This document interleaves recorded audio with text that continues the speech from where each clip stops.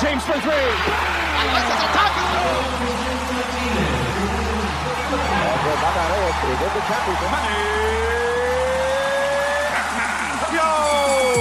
Puso at lakas, sports sa Pinas.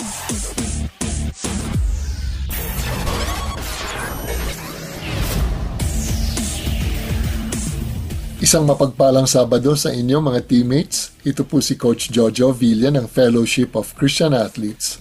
At ito ang programang Puso ko at Lakas, Sports sa Pinas sa 702 DZAS, FEBC Radio TV.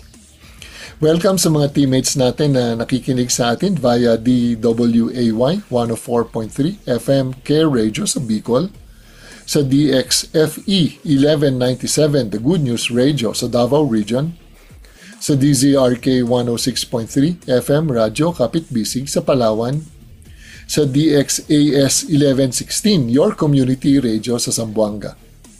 Tayo rin po ay napapakinggan via online streaming sa Facebook page natin sa Puso at Lakas, Sports sa Pinas, sa FEBC 702 DZAS o kaya sa febc.ph. Greetings po sa mga teammates natin at mga kaagapay na madalas makinig sa atin. Si Ben and Maricar Loriaga, si Rosemary Garmino, Kyle Joshua Chan, Nora Cancela, Faustina Habla, Coach Glendino Gopez, Gregorio Jr. Tan, Edwin Villesa, Nilo Divina, Lordan Molyon at Aaron Ray Gacho. Sa pagbabalik ng Puso at Lakas, ang ating guest ay isang runner or naglalakad, no? Started running, started walking, joining races. Kahit siya ay may kinakargang sakit, no? And she was able to do and join races because she has the Lord in her life. Sa pagbabalik ng Puso at Lakas. Pusong kampiyon, siya na nga, luha at galak. Mga sikreto ng marugdog na ensayo at pagtatagumpay sa larangan ng sports. Pusong kampiyon. Magandang hapon mga kaagapay. Our guest is a runner, no? And she runs not only for herself but to be an inspiration to others, no? And sabi ko nga sa kanya before pag nakikita ko siya na that the joy of the Lord, no, is her strength, and the strength of the Lord is her joy, no? Let's all welcome Mami Tess Abiva. Hi, Mami. Hello po, Coach. Magandang hapon po sa lahat. Mami Tess, ano ba ang una niyong sport? Wala ko masyadong nung bata ako talagang tumatakbo. Yung bang thank God wala akong mapeklat sa ulo, more on sa paa, sa legs. Kasi talagang takbo. And sa mga nakikinig sa atin, no, si Mami Tess ay may konting challenges. But that doesn't stop her from running, no? She loves running and she has finished mga races, no? Naisip ko nga, ako ba kaya kong gawin yon? Ako, I have a bum knee, no? Kailangan talaga ipatingin itong aking tuhod.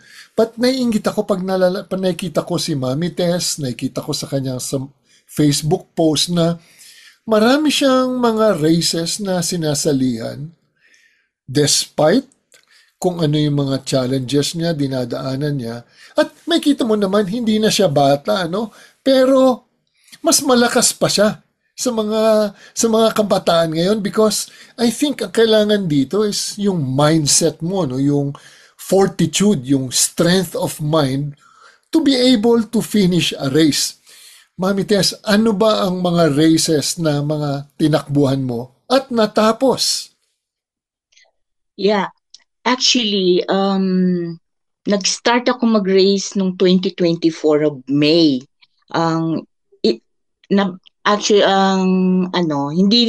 Hindi yun aksidente lang kasi yung nag-invite sa akin, taga Manila. gusto daw nilang pumunta dito sa Baguio. Dito dito kasi yung tinatawag na trilogy run ng Hoka. So sabi nung nag-invite sa akin, andun si Tess, i-invite natin, isali natin. So nag-start po doon yung pagtakbo ko nung May 2024. Tatlong kwan yun. Kaya tinawag na trilogy. So sabi sa akin ni ate, ang 5 lang ang takbuhin natin kasi pareho tayong senior. Sabi ko, sure, sure. So, kami, nag-walking lang po. Nag-walking lang na ano. So, bali 3 races yun, May, tapos July, and then October. Yung 3 yun. 5, lang po ako. Nag-start ako sa 5 kilometers. So, imagine, no? Nag-start si Mami Tess, nadinig natin yung senior. So, pag sinabing senior, hindi na siya bababa sa 59. Ibig sabihin, nasa 60 plus, no? But, yes, for her to be able to run 5 kilometers, kahit sabihin mo nang may run, may walk, dahan-dahan, but hindi siya biro, no? And, kamusta po yung challenge sa first race nyo, May 2024? Well, it's a struggle. Nung nag-gun start na, kami ni Ate Isa, naglakad lang kami kasi pareho kami senior. Siya 70 plus na siya. Ako 61. So, nung nagtatakbuhan na sila, kami nag-walk lang. Sabi namin, asa na sila? Andun na sila. Kami naiwan. So, we just enjoy the walking. Nung every kilometer, nagpipicture kami. Yes, naka 1 kilometer na. So, ganun lang po. Nag-walk, hasta, from Burnham kasi, Lake, Burnham Park, going to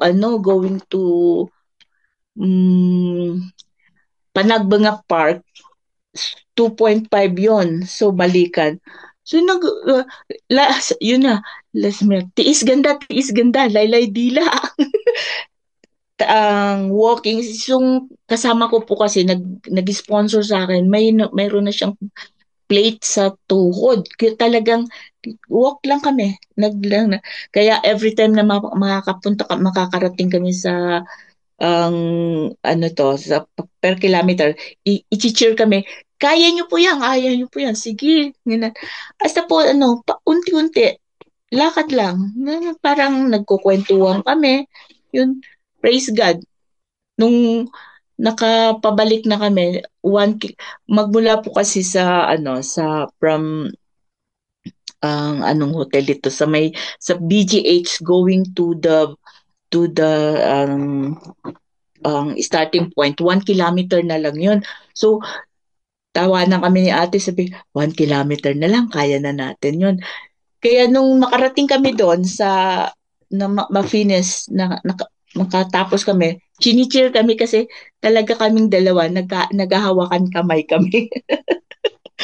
Unti-unti lang po, just enjoying the view, kwentuhan, praise God. Sa kwentuhan namin, natapos namin yung 5 kilometers. Alam mo, Mami Tess, no? When you talk about walking or jogging or running, sa Patag madali yan. But when you're talking about Baguio, kahit ako, kung saan ako nakatira, when I walk, medyo challenging siya kasi up and then down. Up and down.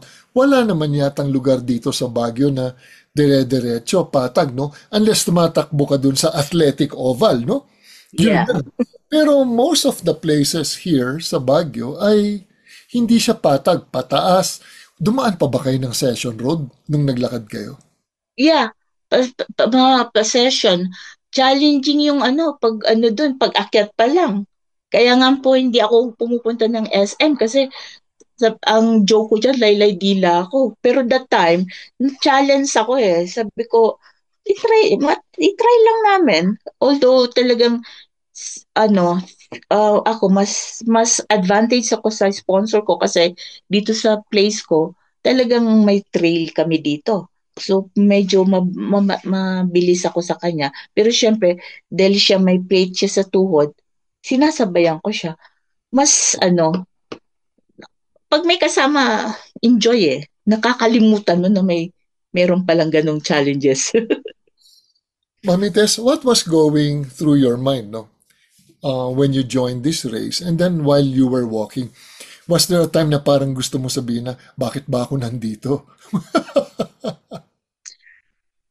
um, Honestly, hindi ko siya inisip. Kasi sabi ko, naisip na gano'n na, sabi ko, kaya ko naman pala eh. Um, sabi ko, age is just a number. So, kaya naman pala eh. Mas nai-enjoy pala pag may kasama ka eh, na kwento-kwentuhan. Kaya, sabi ko, na-challenge ako nung 5 kilometers. Sabi ko, 5 kilometers, kaya ko naman pala. Sige, go. Kung tatlo to, go. Naging kuwan ko yun, parang naging starting na encouragement ko na, kaya ko pa pala. Sabi ko, hindi ibig sabihin na may 60 ka na, mag-stop ka na. Sabi ko, aba, kaya ko pala. So, excited ako sa next na, July. Sabi ko, sige, kaya ko naman. Sabi ko sa kasama ko, ate, kaya natin. Oo, sabi niya, Tes, alam mo naman ako, galing ko sa Antipolo, hindi ko kaya. Kakayanin natin yun, ate. Dahan-dahan lang to. Walk lang tayo na parang nag-walking sa park. Nakaya naman. So, July, how many kilometers again? Kasi nabanggit mo trilogy, so there are 3 races. Yeah. Yeah. Yung 3 races na yon, we registered for 5 kilometers each race. But ang doon nakakatawa kasi yung last kasi dapat kasi ang ang venue is Baguio, Cebu, Davao. So dito yung tatlo dito talaga ginanap. So dito lang ako. Kaya lang yung there was one time na-postpone yung sa Baguio dahil bagyo. Nag-register ko for 10 kilometers. 10 kilometers. So, Yeah. tell us about yung 10-kilometer race mo. Ay, naku, laylay dila ang tawag ko din ulit. Kasi sabi ko, ano ba itong... Doon ako mukhang parang ko, napasubo yata ako. Itong 10 kilometers na to, bakit ko ginawa to? Pero, dinahandahan ko lang. Dinahandahan ko. Nakuha naman, na-survive. Sabi ko nga, di ko na uulit yung 10 kilometers. Pero, sabi ko, sige, napasubo na ako. Na thank God, sabi ko, sayang naman yung ni-register ko dito eh, kung hindi ko pa ito tatapusin. So parang every time na may race, matcha-challenge ka, na isipin mo lang, nakakahiya. To tell you, sponsored ako ng three na race na yon. Ini-sponsoran ako. So, sabi ko, wala akong karapatang mag-back out. Sabi ko, yung mga taga Manila, pumupunta sila dito just for the race. So, sabi ko, kailangan panindigan ko to dahil sabi ko, nakakaya naman sa sponsor ko. So, yun, thank God, every time na sabi ko, Lord, kaya ko to, sasamahan mo ako. So, sige lang po. Gano'n lang. Makukuha na rin. Nakaka-addict din pala pag especially when you receive the medal as a finisher. Wow, sabi ko, nung nag-aaral ako nung elementary ako, bihira ako makamedal. Itong totoong pinaghirapan. Kaya po, every time nakuha ko yung medal, ang sarap ng feeling. Pag na-startan mo na pala, kaya nakaka-addict din. Alam mo, pag I used to run, no? Now, kanina naglakad ako. Nasa athletic oval ako. Yung anak ko nagwuwushu. Ano Mhm. naman ang gagawin ko? So habang nagwuwushu sa gilid, ako naman naglalakad. No? Hindi ako, gusto kong Opo. tumakbo, but I have a bad knee. And nakaka-addict kasi yung first lakad mo, pag nagkaroon ka na ng second wind, di ba may Yeah, mga yung chemicals momentum. na i-release yung body natin na nagiging happy ka. So meron ka Opo. happy chemicals. And during the 10 kilometers, binanggit mo nga na, bakit ba ako nandito? Napasubo yata ako. But you kept on going, no? And Yeah. what kept you going? Besides na nakakahiya. Kasi sabi ko, maganda pala pakiramdam. So, nakakalimutan ko na meron pala akong health challenge na pinagdadaanan na sabi ko, Lord, pwede ko pala itong gawin. Aside kasi po sa pag-walking, it makes me parang nagdi-devotion din ako eh. Yung parang habang naglalakad, ipagpipray mo yung safety ng mga co-runners mo. So, marami kang naisip. Joining the race here sa Baguio, matutuwa ka kasi hindi lang po kasi ang ganda ng view eh. Malamig. So sabi ko, bakit ko pa hindi ito karirin? Libre naman eh. Libre naman. Libre na nga itong pagsali ko dito, libre pa yung view. So, why not enjoy? So, sabi ko, at saka po, nadadivert yung, yung, imbis na iisipin ko yung pinagdadaan ko, nadadivert. Sabi ko, ang saya pala. And ano, you gain friends sa mga forerunner. At pag nakita po nila ako na, Uy, tita, kaya natin to. Oo nga, sabi ko, sige tita, kaya mo yan. So, nabuboost yung moral mo na parang, ay, sabi ko, dahil ba kaya besides na medyo, cynical ba ako, feeling nila, hindi ko kakayanin. Sabi ko, kaya natin yan. Sige, kaya natin yan. Kaya every time na pabalik na yung mga, ako papunta pa lang, sila pabalik na. Sabi ko, yes, yes, yes. Mami, kaya mo yan, kaya mo yan. So, nakaka-boost ng moral. Nakakatuwa na, sabi ko, ay, sige na nga. Ano na to, kakaririn ko na to kasi kakayanin ko naman. At nakaka-encourage sa ibang may pinagdadaanan din na, sabi ko, hindi naman ako runner eh. I just enjoy my time with myself, with my co-runner, and naki-enjoy kasi mapapasalamat ka sa Panginoon na mas maraming may health challenges na nakahiga while ako nakakapagtakbo. So, sabi ko, Lord, thank you. Magiging habit mo yung magpasalamat sa Diyos. Ako, ano yun, no? It's a praise item for you to praise God in spite na Yeah. kung ano mga health challenges mo. And sa mga nakikinig sa atin, mga kaagapay, si Mami Tess, meron siyang challenge, no? And ang challenge niya ay, if you could tell us about kung ano yung mga pinagdadaanan. Yeah. July of 2022, I was diagnosed having cancer sa thyroid. Tapos, nung na-confirm na nga po ang cancerous, I undergone treatment, radiation treatment. So, nung nagkaroon ako yung effect sa akin ng radiation is para ako nag-scaling ng yung balat ko, parang may ahas na nag-scale. Lahat po yan nagbabakbak. So tapos after a year of treatment, thank God, nag-respond ako sa radiation treatment ko. So sabi sa akin ng doctor, I cannot declare you as cancer free, but ingatan mo kasi though the cancer is stable, ang joke niya, wag mong gisingin. Maging religiously, inumin mo yung gamot, and then,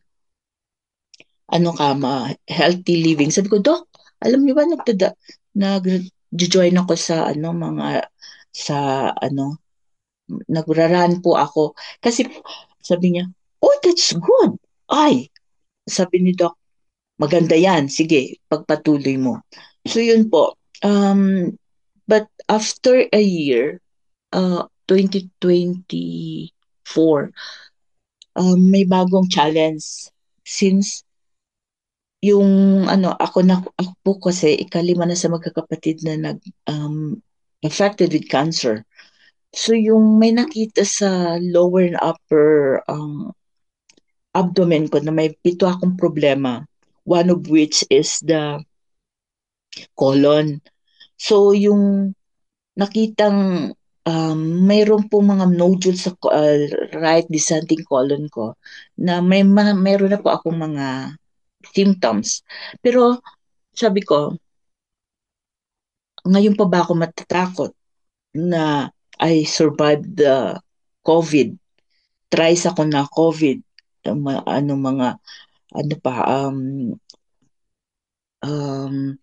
Ngayon, sabi ko, itong cancer, hindi na ako matitinag kasi sabi ko, the Lord helped me survive the COVID, this cancer, and then ito pang nakita na naman panibago sa colon ko. Parang sabi ko, parang hindi na ako natitinag dahil sabi ko, the Lord is with me. And He's been giving me the strength. And besides, sabi ko, saan ka pa? Sa lahat yata ng sinasabing may cancer, ako yung tumatakbo eh. So, sabi ko, sabi ko, kailangan ko maging kalakasan ng mga taong may affected with cancer. So, every time na nababanggit ko na I have this challenge, na-encourage sila. And besides, yung dalawa kong kasama na tinatawag ang running buddy, si May at saka si CJ, anak churchmate ko din, na-encourage ko, especially si May na may asthmatic, sabi niya, nag-improve daw yung kanyang ang pakiramdam. So sabi ko, well, kung nakaka-encourage ako sa iba, di ituloy-tuloy ko na para naman sabi ko, kasi cancer, sabi ko, cancer ka lang, si Tessa ko. Ganun lang ang laban. So sabi ko, and besides, Jesus is bigger than the cancer. So, sige, go lang. Hanggat hindi ako ginugupo ng sakit na ito, tatayo ako. Dahil ang kasama ko naman si Lord eh. Siya naman ang strength palagi. And everything I do, God is my strength. Wow, Mami Tess, this is the first time na I've heard your story. No? Alam ko may pinagdadaanan ka and I know that it is cancer, but never ko nalaman na meron pang iba no? Na mga nodules na ikita. But the thing that strikes me is meron kang joy, no? In spite of what you've gone through or are going through right now. Kasi sabi nga ng doktor mo na basta wag mo lang, patulugin mo na lang muna yan yung cancer na yan, wag mo nang gisingin, no? And you've been an inspiration, no? Ako I'm inspired because sabi ko kung si Tess can run, can join a race, tapos 3 races pa. Ibig sabihin, kung meron akong nararamdaman na kahit masakit na yung tuhod ko or anything, I have no reason to complain because si Mami Tess nga hindi nga nagko-complain. Nakangiti na, grateful pa, and because nakasandal siya sa the rock himself, no, the Lord Jesus Christ. And malaking bonus talaga na hindi malaking bonus. Ito talaga yung bonus. If you have Jesus in your life, saan ka pa? Diba? Sabi nga nila, neither death, nor life, angels, nor demons can separate us from the love of God through His Son, the Lord Jesus Christ. And Mami Tess, nagiging inspiration ka, no? Nakita ko yung si CJ na inspire mo to run and tell us about yung ano ba yung tinakbo ni CJ? How many kilometers? Actually, ang joke ko, ang tawag ko kay CJ, coach eh. Kasi mas una siya sa amin nagtatakbo eh. Ano na siya, before pa kami sumali ni May, si CJ dati na tumatakbo. So, ano na, pinaka farthest yata niya is, una yata niya, 12, nag-12, nag-10. So, sinasabayan lang niya kami actually. Sumasabay lang siya sa amin eh. So, kaya coach din ang tawag ko sa kanya kasi talagang sinasabayan, talagang ano kami niya, inaalalayan. Kaya kung 5 kami, 5 lang talaga ang takbo din niya. So, yung ano niya, talagang nakakatawa na talagang sinasabayan kami ni May. So, kaya coach ko din yan si CJ. Mas marami yung nakuha ng mga medals na tinakbo niya. Mm. Mami Tess, no? Maraming mga nakikinig sa atin na ah, ah, maybe wala pa siyang exercise like walking or running. So can you encourage no our listeners no ano yung mga benefits sa iyo besides na grabe yung happy chemicals mo no, ano tingin mo ang mga benefits na makukuha nila if they do exercise like walking or running? Ang sekreto diyan, especially pag pumata ka na sa 60 kasi, kitang-kita na yung tuhod, nananakit. Ako nung una, nung hindi pa ako nung mag-60 ako, aray ako ng aray. Umupo lang ako sa jeepney. Aray, na masakit sa tuhod. But then nung after na nagsimula na ako mag-exercise, nawala po. Honestly, nawala yung sakit ng tuhod. Tapos hindi ka sluggish. Um, meron kang parang looking forward na mag-exercise. Yun po, basta ang pinaka as a 61 years old na lady, ang tuhod ko panglaban ko. And besides, piniscan ko yung tuhod ko. So sabi ko, how far pa ka ang tatakbuhin ko? Thank God, okay pa. Okay pa ang ng tuhod ko. Pero hindi ko pa rin siyempre aabusuhin. At ang isang advantage kasi ng nandito sa Baguio, especially sa location ko, talagang na free na yung hindi mo na kailangang pumunta ng gym to walk, hindi mo na kailangang bumili ng aparatos to exercise. Yung lang po dito akyat papunta lang sa highway, it's a 7-minute walk pababa. Talagang exercise na. Ang sarap po.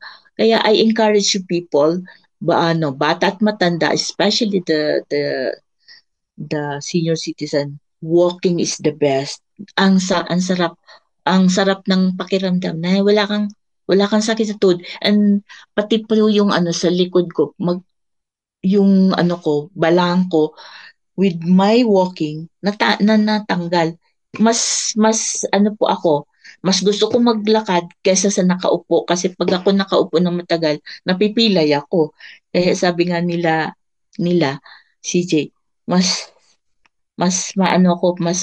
pakinabangan ako pag tumatakbo kaysa sa nakaupo. Yun. Ako ano talaga no, you're an inspiration to Sige po. those listening right now and sa akin. Imagine 3 races, no? Tapos 2024 lang nagumpisa. Tapos may pinagdadaanan pa, no? And binanggit mo nga na cancer. Siyempre, the news, when you receive the news na ikaw ay may cancer, siyempre, tao lang na medyo tatablan, di ba? Hindi ka na tao pag hindi mo man lang ininda to, no? But, Apo. but sabi mo nga na cancer lang yan and you have Jesus no in your life, no? And sino ba si Lord sa buhay mo and gaano siya ka-significant right now sa'yo? Well, nako, talagang yun yung sinasabi na apart from Jesus, I am nothing. mula po nung isinurrender ko ang buhay ko sa Panginoon, may mga hindi mawawala. Tao lang tayo. Challenges are there. Pero magaan na mayroon kang sinasandalang Diyos na pag, especially nung time na sinabihan ako na may cancer ako. Although hindi na ako nagitla kasi I'm the fifth one in the family.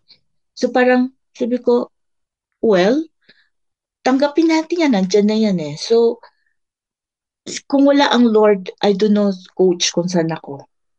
Baka hindi ko alam kung anong napuntahan ko. Talagang the Lord is really my rock. Siya lang po talaga ang sinasandalan ko sa lahat ng circumstances. Having cancer is not really it's may mga ups and down talaga sa buhay, especially having cancer. Pero yun nga, dahil may alam mong ang Diyos ang may control ng lahat, malakas ka May hindi ko naman sinasabi na hindi ako umiiyak, especially when itong sa kwan ko, itong sa colon. Pag may mga times na may pain. Pero inaaway ko sarili ko Sabi ko, ay nako, ganyan, andyan ka na naman. Sabi ko, mamaya ka na. Isa-isa lang. Pero above all things, sabi ko, God is in control of everything, kakayanan ko ito. So, ikaw, cancer, lumayas ka. Hindi kita kailangan. Every time I'm in pain, inaaway ko katawan ko, and I pray na, Lord, kakayanin ko ito dahil alam ko nakasama kita. So, ang joke ko dyan, ayokong isipin kasi papangit ako coach So sabi ko, no, hindi ba no, kaya ko to by God's grace. Yun. Kung ganyan na, alam kong aatake, I just do my thing na magpipray, pause, and then, lalakad ako. Papagurin ko sarili ko. Maya, nakalimutan ko na may sakit pala ako. So, ganun lang po. Talagang, iba po talaga pag may Kristo tayo sa buhay. Pag may mga challenges, pero pag alam mo kung sino sinasandal mo, madali madaling tanggapin ng mga challenges sa buhay pag kasama mo ang Panginoon. At hindi ko alam kung paano ko kakayanin ito. Of course, with the help of my husband and son, nakakayanan. Pero talagang si Lord lang talagang pwede kong sandalan. Alam mo, Mami Tess, while you were talking, naalala ko nung college pa na ako, yung kanta, With Christ in my vessel, I can smile at the storm. Yeah. Di ba? And I can see it, na you can smile at the storm, itong cancer nito, and even say na, diyan ka lang sa tabi, I will focus on things na alam ko naman na may mission pa rin sa akin ng Panginoon, which is to be an inspiration to others, and also na to encourage others na hindi siya yung end of life. Or hindi siya, yes, it can be an obstacle, it can be a barrier, but hindi siya landmine, di ba? It may be, it's, if I can use the word na stepping stone to something that is greater, And yes, ang gusto ko yung binanggit mo, Hindi naman na surprise ang Panginoon na ikaw ay may cancer, Alam naman niya because Jesus was yesterday, today, and forever, diba?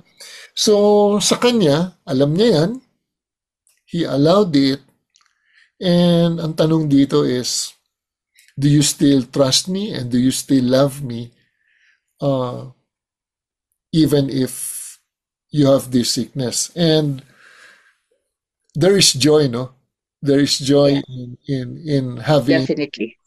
Jesus in your life, no? And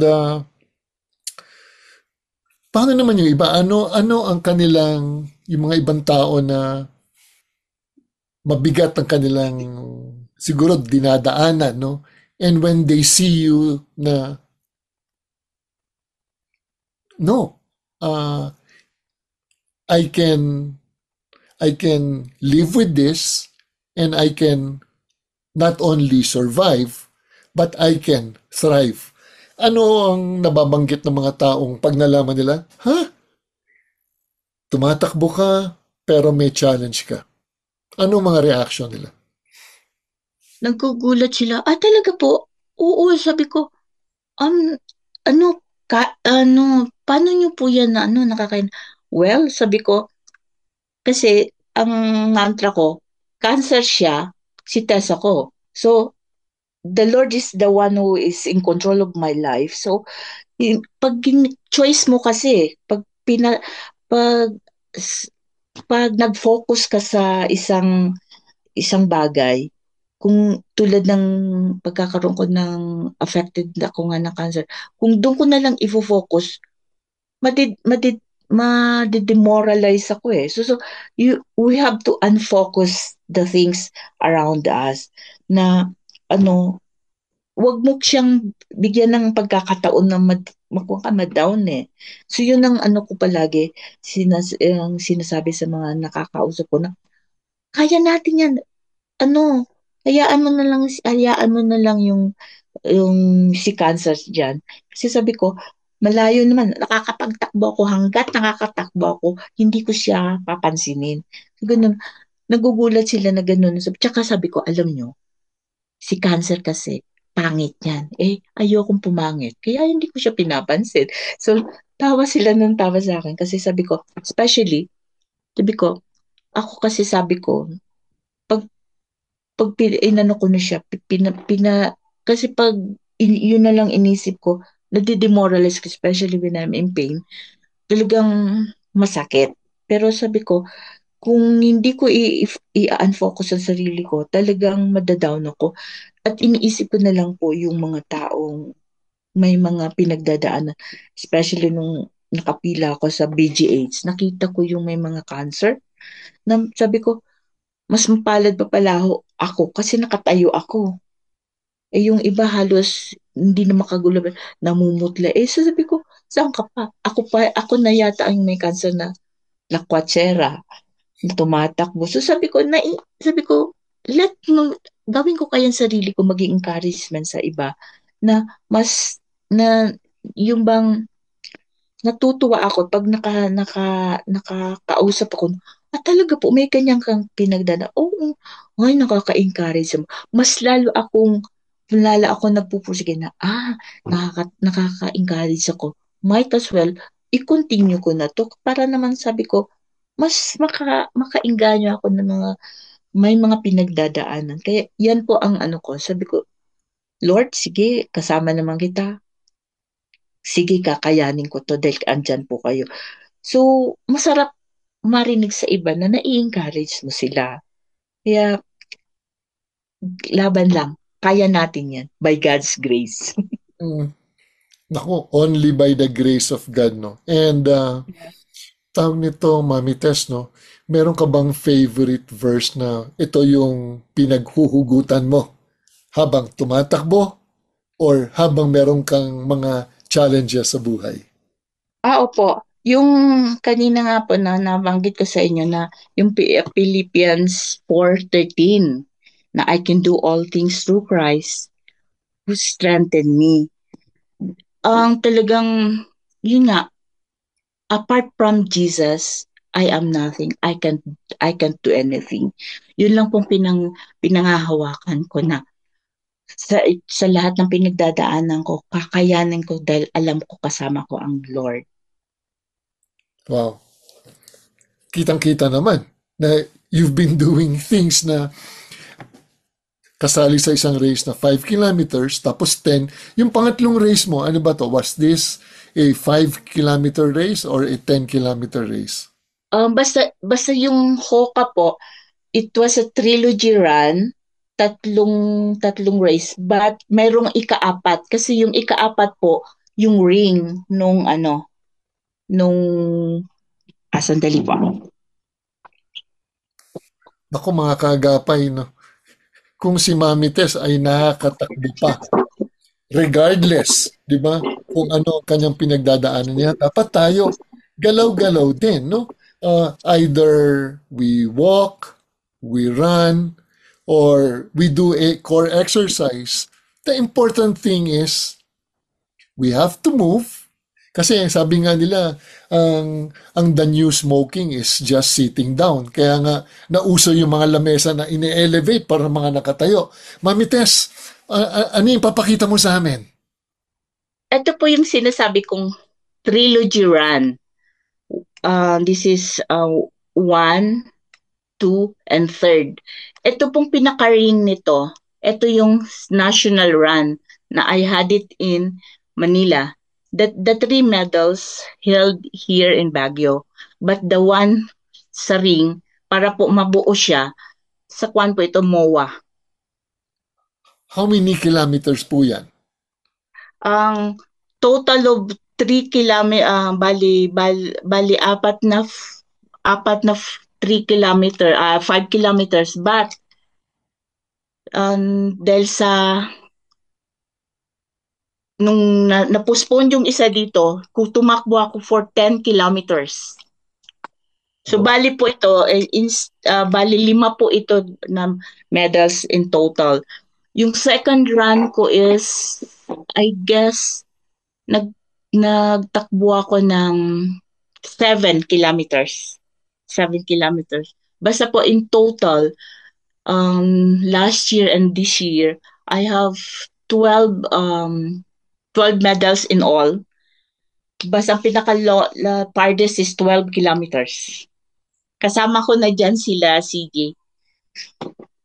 Wow, 12 kilometers, no? Kung sa athletic oval yan, yung sa mga racetrack, no? Kung saan, kunyari sa Olympics, isang ikot kasi nun is 400 meters. So, ibig sabihin, ang tinakbo ni Mami Tess, tayo lang, 10, tama, no? 10 rounds is 4 kilometers. Ibig sabihin, 30 rounds. 30 rounds doon sa athletic oval, no? And hindi naman siya madali, no? Because of may nararamdaman din si Tess. But while you are running 12 kilometers, ano ang iniisip mo? Finish the race. And actually, sa totoo lang po, I'm not really a professional runner. Ano lang po dyan, just enjoy the race. Hindi kailangan makipag-compete ka kasi ang runner talagang they are running for the medals, for the yung title.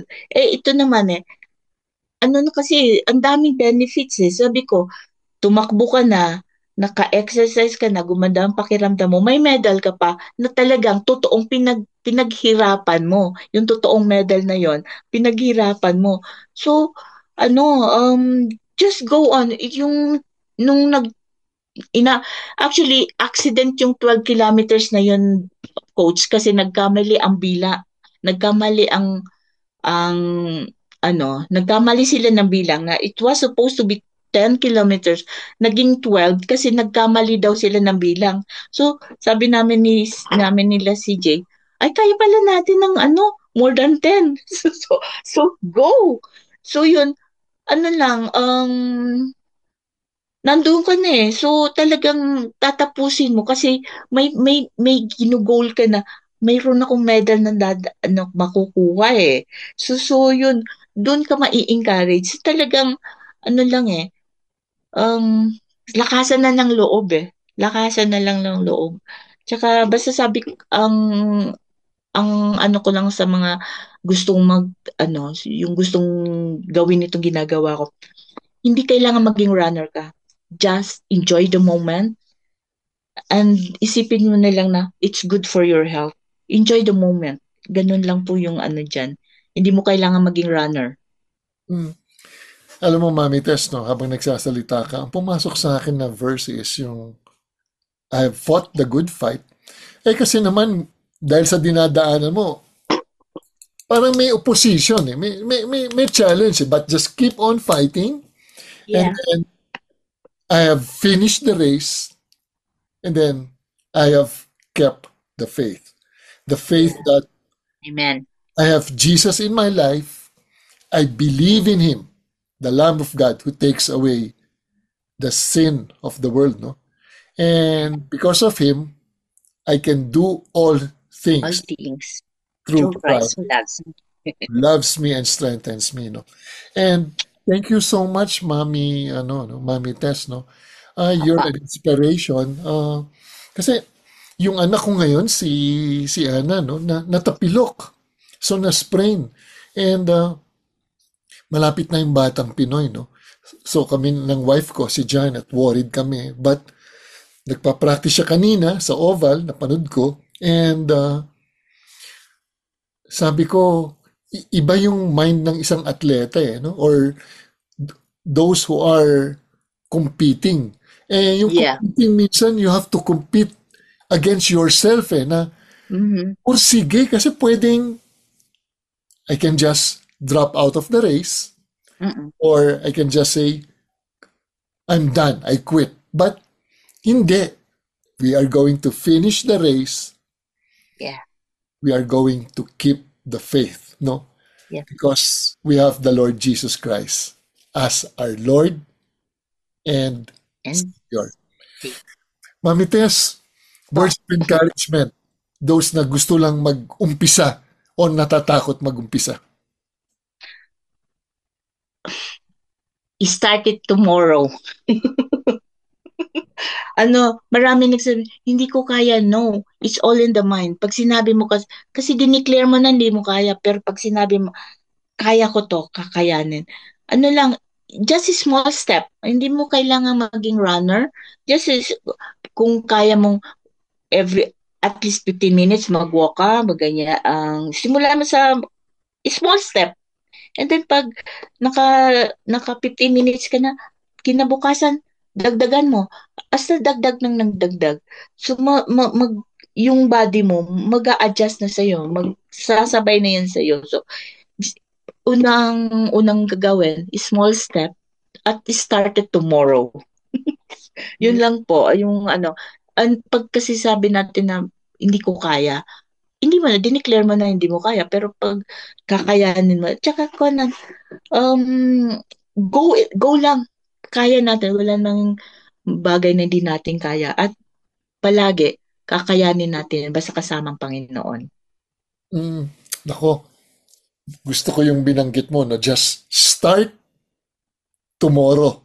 Sabi ng iba, may mga kaibigan ako mga tumatakbo or talagang nag-exercise, yung sapatos raw na yung exercise shoes mo, ilagay mo na katabi ng kama mo. So paggising mo, talagang susuotin mo siya, no? Dahil it's a mindset. Pag sinabi mong hindi mo kaya, wala na. Dinigtate na ng mind mo na hindi mo kaya. Yeah. No? Sabi nila, the journey of 1,000 miles begins with a single step. Diba? Yeah. So, definitely. Importante dito is galaw-galaw, no? Galaw-galaw. Galaw-galaw. Ako, Mami Tess, thank you for being our guest, no? Sa mga ating mga kaagapay na nakikinig sa atin, thank you so much for listening to me and kay Mami Tess. Ito po si Coach Jojo Villa ng Fellowship of Christian Athletes. At inyong napakinggan ang programang Puso at Lakas, Sports sa Pinas, sa 702 DZAS, FEBC Radio TV, agapay ng Sambayanan, miyembro ng KBP, kapisanan ng mga broadcaster ng Pilipinas. Magandang Sabado po sa inyong lahat. Galaw-galaw, exercise po tayo, gayahin po natin si Mami Tess. God bless all of you. Thank you. Puso at Lakas, Sports sa Pinas.